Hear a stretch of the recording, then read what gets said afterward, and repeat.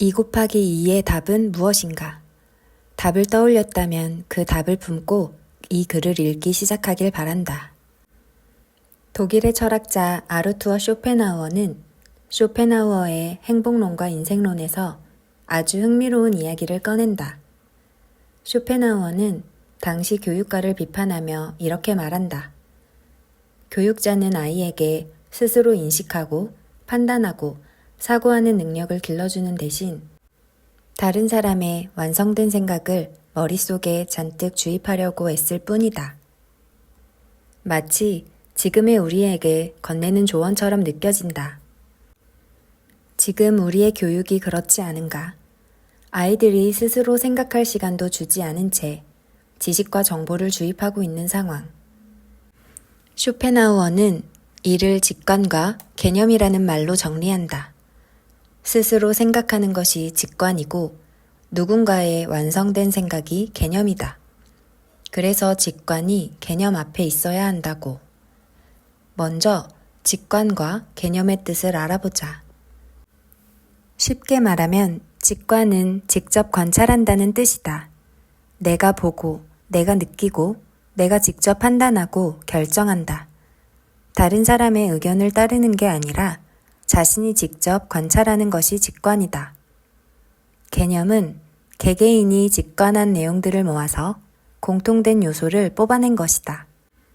각각의 개인이 겪고 경험한 것 중에 공통된 부분을 모아 보편화된 조건으로 모은 것. 내가 아니라 다른 사람들이 정의해 놓은 생각이다. 직관과 개념은 다르다. 직관은 울퉁불퉁하고 개념은 매끄럽다. 직관은 각자 다른 개성, 나만의 독특한 생각들이 울퉁불퉁하게 튀어나온 것이다. 개념은 그 울퉁불퉁함을 망치로 쳐서 매끄럽게 만든 것이다. 1997년 나는 개념 속에서 개그맨 생활을 시작했다. 젊었을 때 참고 일해야 한다. 나중에 행복한 나를 위해서 지금 돈을 많이 모아야 한다. 빨리 집을 사야 한다. 장사를 할 땐 무조건 이익을 많이 남겨라. 이런 개념 속에서 낮에는 MBC 개그맨으로, 옥션에서 마케팅팀 대리로 일하고 밤에는 4-5군데씩 밤무대에 오르면서 살았다. 밤무대까지 끝나고 집에 돌아오면 새벽 3시 30분. 씻고 누우면 밤무대 여파로 심장이 둥둥거려 잠을 잘 수 없었다. 5시쯤 겨우 잠들고 7시에 일어났다. 나중에 있을 행복한 나를 위해 참고 살라는 개념 속에서 나는 열심히 잘 살고 있다고 굳게 믿었다. 이때 나에게는 직관 자체가 없었다. 그게 뭔지도 몰랐다. 8년을 그렇게 살았다. 그러다 2005년에 교통사고가 났다. 드라마 해신 촬영을 마치고 전라남도 해남에서 서울로 돌아오는 길이었다. 그때도 나는 몸이 지칠 대로 지친 터라 완전히 넋놓고 잠들어 있었는데 매니저가 시속 150km로 달리다 앞서가던 트럭과 크게 충돌하고 말았다. 눈을 뜨니 의사 선생님은 내게 사흘 안에 죽을 수 있으니 유언하고 신변을 정리하라 권했다. 언젠가 있을 행복한 날을 누리기도 전에 사형 선고를 받았다. 무언가 크게 잘못되었음을 그때 깨달았다. 너무 억울하고 너무 후회됐다. 다행히 나는 죽지 않았고 이제 쇼펜하우어의 책을 읽고 직관과 개념을 정확하게 알았다. 죽음 앞에 가서 후회가 없기 위해서는 직관을 갖고 살아야 한다. 죽음 앞까지 가본 대부분의 사람이 나로 살지 못했음을 후회한다. 우리는 왜 나 자신으로 살지 못할까? 직관이 없어서 그렇다. 있어도 나를 믿지 못하기 때문이다. 나를 믿지 못하니 남들에게 의지하고 남들이 말하는 개념대로 살아간다. 지금 이 글을 읽고 있는 당신은 직관을 갖고 있는가? 지금까지 당신의 삶을 어떠한 기준으로 살아왔는가? 이 세상을 직접 관찰하고 판단하고 용기를 가지고 자기 자신을 믿고 어떤 일을 스스로 시작할 수 있는가? 우리는 어린 시절 직관이 생기기도 전부터 교육을 받기 때문에 개념 속에서 살 수밖에 없다. 누구나 개념 속에서 삶을 시작한다. 문제는 죽기 전까지 이렇게 산다는 점이다. 개념 속에서 죽어버리면 상관없겠지만 죽음 앞에 가면 반드시 알게 된다. 내가 나로 살지 못했다는 사실을. 그러니 지금 생각하고 있는 나를 계속 의심해야 한다. 나는 진정 스스로 생각하는가? 내 삶의 기준은 어디에서 왔나? 부모님이, 선생님이, 사회가 원하는 대로 살고 있는 건 아닌가? 내가 진짜 원하는 것은 무엇인가? 나 자신의 판단하에 내가 원하는 곳에서 즐겁게 돈을 벌고 있는가?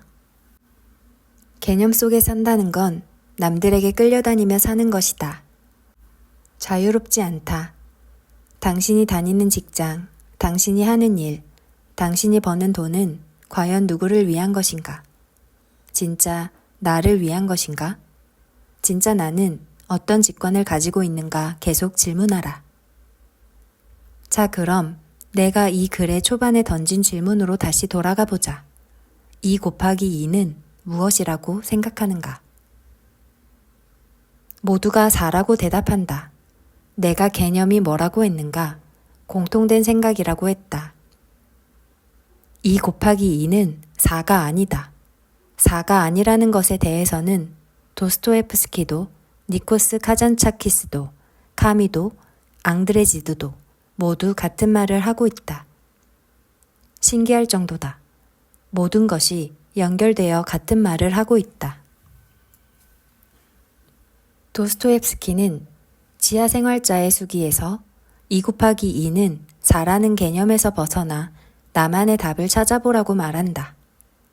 그게 5가 될 수도 있고 498이 될 수도 있다. 안중근 의사도 자신만의 직관을 찾은 사람이다. 안중근 의사는 2 곱하기 2는 32라고 직관에 의한 답을 내렸고 그 32는 조국의 독립을 위해 이토 히로부미를 저격하는 것이라고 스스로 판단하고 결정을 내렸다. 2 아이와 아내, 어머님을 버려두고 떠나는 게 너무한 거 아니냐는 생각은 개념에 사로잡힌 마음이다.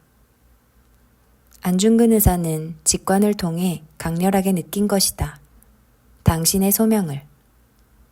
사실 오래 사는 게 좋다는 것도 개념에 불과하다. 장 자크 루소의 에밀에는 가장 오래 산 사람은 가장 나이 들어 죽은 사람이 아니라 인생을 잘 느끼다 죽은 사람이다 라는 문장이 나온다.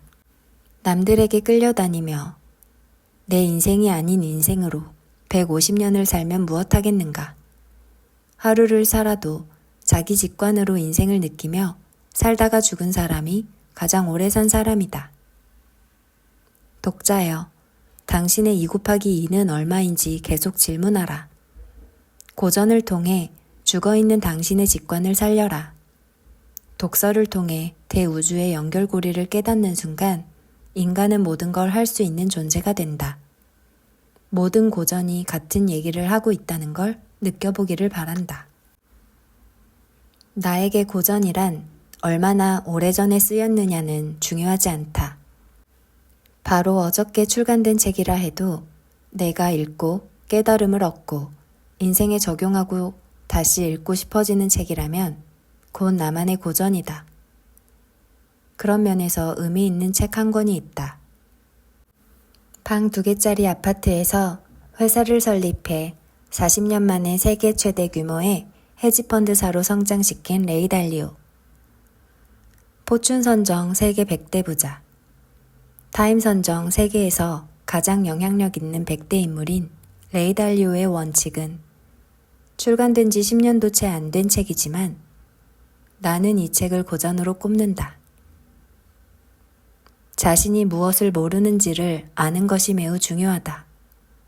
이 부분을 읽는데 어디서 많이 들어본 말 같다는 느낌이 들었다. 어디서 읽었는지 고민하는 순간 소크라테스가 내 귀에 대고 큰 소리로 이렇게 외친다. 내가 아는 것은 내가 아무것도 모른다는 것이다. 이렇듯 모든 책은 시간과 장소와 언어를 뛰어넘어 서로 연결돼 있다. 원칙을 읽는 동안 내 속에서 소크라테스와 탈레스가 뛰쳐나와 내게 지혜의 말들을 들려주었다. 소크라테스의 무지의 지, 이 말을 처음 읽었을 때 멋지다는 느낌에 사로잡혔다. 그 뒤로도 몇 번을 더 읽었지만 겸손하라는 말이구나 정도로 받아들였다. 이제 원칙을 읽으며 깊게 고민한다. 내가 모른다는 것은 무엇인가? 어떤 인간에게든 아는 분야가 있고 모르는 분야도 있다. 그런데 그게 세 가지로 나뉜다. 첫째, 존재하는 것을 알고 있고 그 내용도 아는 것이다. 예를 들면 우리가 살고 있는 지구다. 우리는 지구가 존재함을 알고 물론 지구에 대해서 완벽하지는 않아도 어느 정도 안다. 둘째, 존재하는 줄은 아는데 내용을 모르는 것이다. 달이 그렇다. 우린 매일 달을 보면서 달이 존재하는 줄은 알지만 그 안에 물이 있는지 생명체는 존재하는지 전혀 알지 못한다. 셋째, 존재하는 자체를 모르는 것이다. 우리 눈에 보이는 별을 제외한 어디에 얼마나 있는지도 모르는 별들이 그렇다. 하나 더 있다. 내가 지금까지 얘기한 것 말고 또 무언가가 있다. 그게 바로 모른다는 것 자체를 모르는 것이다. 사유를 확장하니 생각이 우주 너머까지 뻗어나가고 있다는 나 자신이 광활한 우주를 모두 품을 수 있는 위대한 사람이라는 생각이 든다. 반면 저 넓은 우주에서 내가 아는 것이라고는 티끌보다도 못하다는 겸손함 또한 마주한다. 생각의 힘이다. 책을 읽으면 읽을수록 아는 것이 많아진다. 동시에 그만큼 모르는 것도 많아진다. 왜냐하면 책을 읽기 전에는 존재 자체를 몰랐던 분야가 존재한다는 사실을 깨닫기 때문이다. 알의 동그라미가 계속 커지면 그 내부는 내가 아는 것이고 외부는 내가 모르는 것이다. 그러므로 알아갈수록 모르는 것이 더 커진다. 한식 요리법밖에 몰랐던 내가 세비체를 배우고 감바스를 끓이면서 세상에는 내가 모르는 요리법이 너무 많음을 알게 된다. 결국 겸손해질 수밖에 없다. 그렇기에 내 요리법만 맞다고 고집부리지 않는다. 항상 더 나은 요리법이 있을 거라고 마음을 열어놓는다. 우리는 자주 잘못 알고 있으면서도 자신이 옳다고 고집을 부린다. 나는 40살까지 사공이 많으면 배가 산으로 간다가 긍정적인 의미의 속담인 줄 알았다. 많은 사공이 힘을 합쳐 노를 너무도 잘 저어서 물을 넘어 그 추진력으로 산까지 올라갈 수 있다는, 힘을 합치면 못할 일이 없다는 뜻으로 알고 우기고 다녔다. 이는 나중에 내가 바로잡은 생각 중 하나에 불과하다. 그 외에도 아직 밝혀지지 않은 내가 잘못 알고 있는 사실이 얼마나 많겠는가. 절대적인 법칙은 없다. 내가 아는 것이 절대적인 진리라는 생각을 버리자. 특히 현대사회는 기존의 모든 법칙이 무너지는 세상이다. 모든 것을 부정하라는 말이 아니라 모든 것이 변한다는 점을 인정하고 스스로 변하려고 노력하라는 말이다. 한 가지 기준, 한 가지 이론만으로 세상을 살아갈 수 없다. 세상이 변하는 속도에 맞춰 개인의 철학도 계속 변해야 한다. 지난날의 기준에 맞춰 현재의 세상을 해석하고 남에게 그 기준을 강요하는 사람을 우리는 꼰대라 부르고 그들과 같이 있는 걸 싫어한다. 그렇다면 내가 모른다는 사실은 어떻게 알 수 있을까? 이 또한 어려운 일이다. 해답을 탈레스의 말에서 찾아보자. 남에게 충고하는 일은 쉬운 일이며 자기 자신을 아는 일은 어려운 일이다. 남에게 충고하는 일이 쉽다는 말은 남의 허물은 잘 보인다는 뜻이다. 우리는 남의 단점을 너무나 잘 볼 수 있다. 하지만 나의 단점은 안 보인다. 애초에 인간의 뇌 구조가 그렇게 되어 있다. 모든 사람이 남의 잘못을 더 잘 본다. 그렇다면 남의 허물을 내 거울로 삼으면 된다. 남의 잘못이 보일 때마다 나는 저런 잘못이 없는가 라고 항상 질문하는 것이다. 그리고 남에게 충고한 후에 반드시 자신에게도 똑같이 충고하라. 상대방의 허물이 보이는 까닭은 자신 또한 그런 모습을 갖고 있기 때문이다. 그렇기에 남을 통해 자신을 바로잡을 수 있다. 이제 나도 모르게 내뱉는 충고를 곧 나를 위한 충고라 여기고 훈련하자. 이 훈련은 더 이상 내 입에서 남에 대한 충고가 나오지 않을 때 끝날 것이다. 불평도 마찬가지다. 내가 남을 불평하면 남들도 나에게 불평한 일이 반드시 생긴다. 내 입에서 불평이 나오지 않는다는 것은 자신의 생활이 만족스럽고 행복하다는 의미다. 불평은 남이 잘못해서가 아니라 내가 처한 상황이 마음에 들지 않기 때문에 나온다. 자기 입에서 불평과 충고를 없애라. 책을 읽을수록 모르는 게 많아진다. 점점 벽이 높아지고 커진다. 이걸 언제 다 알아가지? 읽을수록 더 모르겠는데. 독서가 인생에 도움이 되려면 몇십 년 걸리는 거 아냐? 차라리 이 시간에 다른 걸 배우는 게 낫지 않나? 그렇지 않다. 독서를 시작하면 그 순간부터 인생에 도움이 된다. 그 고민은 발전하고 있다는 증거다. 조바심이 나고 걱정되면서도 계속 책을 읽어보라. 임계점을 뚫을 때까지. 다이어트를 할 때도 믿음이 부족해 내일부터 살이 빠질 텐데 오늘 포기하는 사람이 많다. 임계점이란 그런 것이다.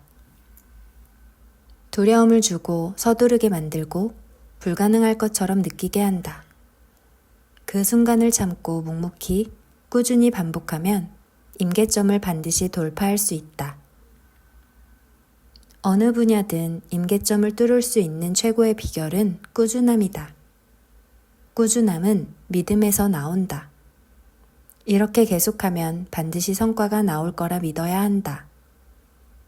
꾸준함이란 견디며 하는 노력이 아니라 즐기며 하는 의지다. 나는 지금 824일째 아침 긍정 확언을 외치고 있다. 긍정 확언은 내가 바라는 상태를, 그것이 이루어졌다고 믿으며 외치는 것이다. 매일 아침 긍정 확언을 촬영해 올리면서 300일까지는 의심도 많았고 불안했다. 이게 과연 도움이 될까? 이렇게 외친다고 모든 일이 이루어질까? 하지만 300일 이후부터 지금까지 나는 끌어당김의 법칙을 내일 아침에 해가 뜨는 것만큼 절대적인 진리로 믿고 있다. 궁금하다면 유튜브에서 고명환 TV를 검색해보라. 끌어당김의 법칙을 한 번도 느껴보지 못한 사람은 그 힘을 전혀 모른다. 그런 힘이 존재한다는 사실 자체를 모른다. 그래서 행동에 옮기지 않는다. 나 역시 모르고 살았다. 근데 책을 통해 내가 모르고 있다는 사실을 알았다. 자신이 모르고 있다는 사실을 알고 인정해야 그때부터 발전한다. 책을 읽을수록 나는 모르는 게 더 많아졌다. 그런데 아는 게 많은 것보다 모르는 게 많은 내가 더 좋다. 모르는 게 많을수록 알고 싶은 욕구가 커지기 때문이다. 이런 욕구가 나를 죽는 날까지 행복하게 살게 하는 힘이라는 걸 나는 안다.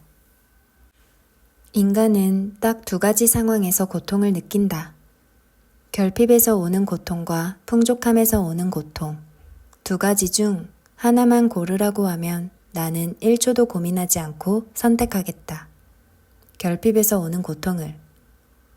기원전 145년 전 태어난 사마천이 집필한 사기열전에는 인간 사회의 다양한 면모가 담겨 있다. 사람들 사이에서 벌어지는 배반과 충정, 갈등과 대립, 물질과 정신, 탐욕과 나눔. 그중 결핍과 관련된 이야기가 있어 소개하겠다.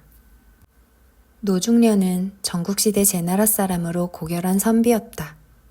항상 남의 어려움을 살폈고 재물이나 자귀 등을 거부했다. 한 번은 그의 그런 성품을 아니가 제나라 왕에게 그간의 노중련의 공적을 말하고 벼슬을 청하였다. 제나라 왕은 당연히 그에게 벼슬을 주려 했지만 그 사실을 알게 된 노중련은 바닷가로 달아나 버렸다. 그리고 이렇게 말했다고 한다. 나는 부귀로우면서 남에게 얽매여 사느니 차라리 가난할 망정 세상을 가볍게 보고 내 뜻대로 하겠노라. 조금 모자란 상태가 가장 좋다.